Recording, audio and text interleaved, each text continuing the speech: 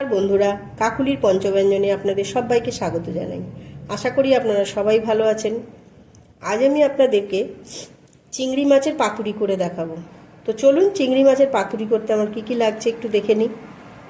চিংড়ি মাছ আমি এখানে নুন হলুদ আর একটু পাতিলেবুর রস দিয়ে মাখিয়ে জল ঝরিয়ে রেখে দিয়েছিলাম। এখানে আমি 250 গ্রাম চিংড়ি মাছ নিয়ে নিয়েছি। আচ্ছা, লাগছে সর্ষে, পোস্ত আর কাঁচা লঙ্কা আমি একসঙ্গে বেটে নিয়েছি।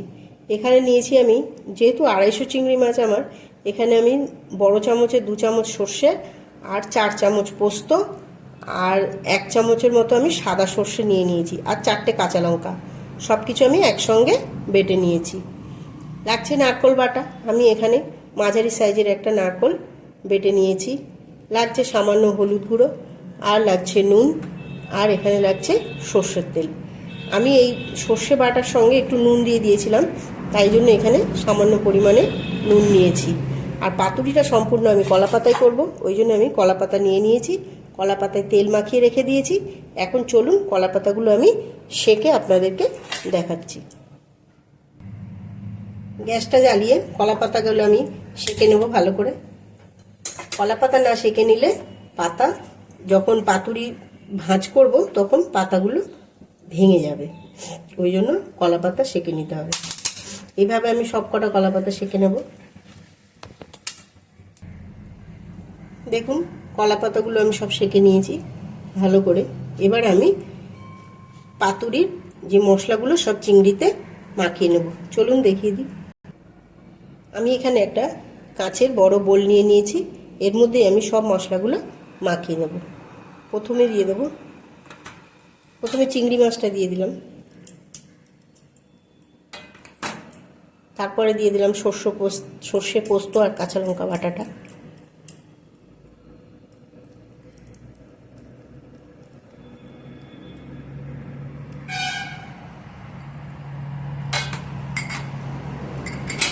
এবার দিয়ে দেবো নারকোল বাটাটা।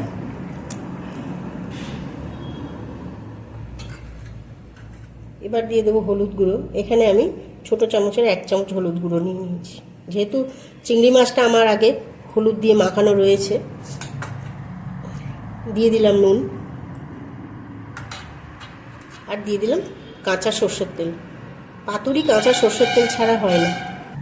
এবার আমি সব কিছু দিয়ে মাছটা ভালো করে মাখিয়ে নেব, চিংড়ি মাছটা ভালো করে মাখিয়ে নেব।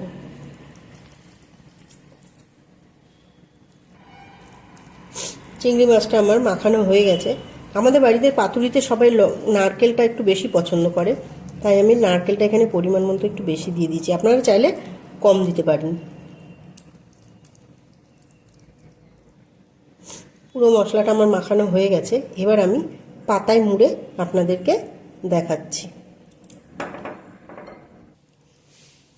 দেখুন, কলা পাতা আমি রেডি করে নিয়েছি।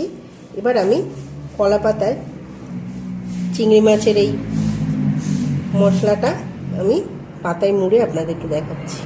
কাঁচা লঙ্কা দিয়ে দিলাম উপর থেকে। এবার আমি মুড়ে নেব পাতাটা।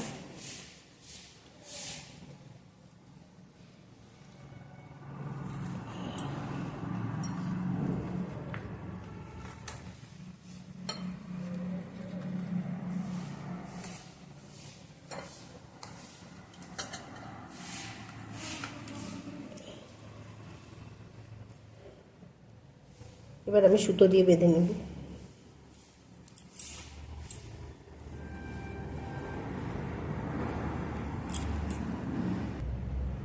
সুতোটা একটু টাইট করে বাঁধবেন, তা না হলে ভেতর থেকে সব মশলাগুলো বেরিয়ে যাবে।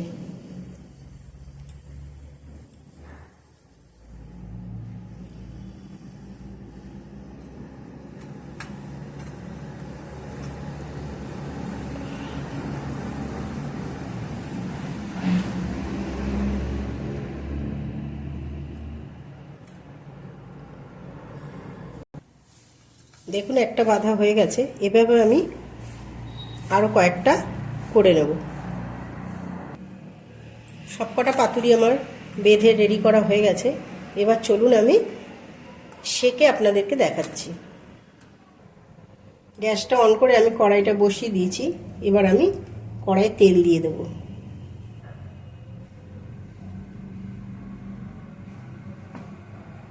আমার গরম হয়ে গেছে। এবার আমি সব পাতুরি কটা কড়াই দিয়ে দিচ্ছি।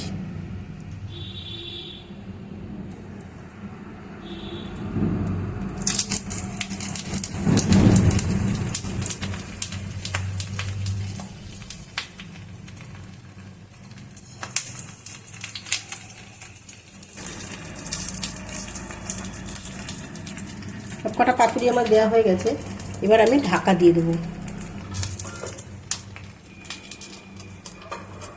10 মিনিটের জন্য ঢাকা দিয়ে দিলাম। 10 মিনিট পরে দেখব। 10 মিনিট হয়ে গেছে। এবার আমি ঢাকনাটা খুলে দেখি।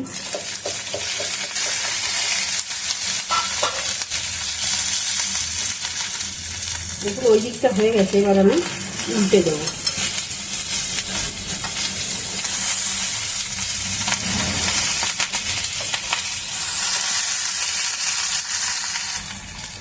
সবকটা পাতুরি উল্টে দিয়েছি। এই দিকটা পুরো হয়ে গেছে। ওই দিকটা হতে আমার আর বেশিক্ষণ সময় লাগবে না। আর 5 মিনিটের জন্য আমি আবার ঢাকা দেব।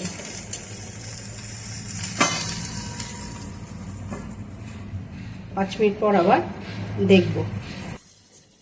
5 মিনিট হয়ে গেছে। এবার আমি ঢাকনাটা খুলে দেখি। পাতুরিগুলো আমার একদম হয়ে গেছে। দেখুন এই পিঠটাও হয়ে গেছে, একদম হয়ে গেছে। এবার আমি নামিয়ে খুলে দেখাচ্ছি। সবকটা পাতুরি আমি নামিয়ে নিয়েছি। এবার আমি কেটে আপনাদেরকে দেখাচ্ছি।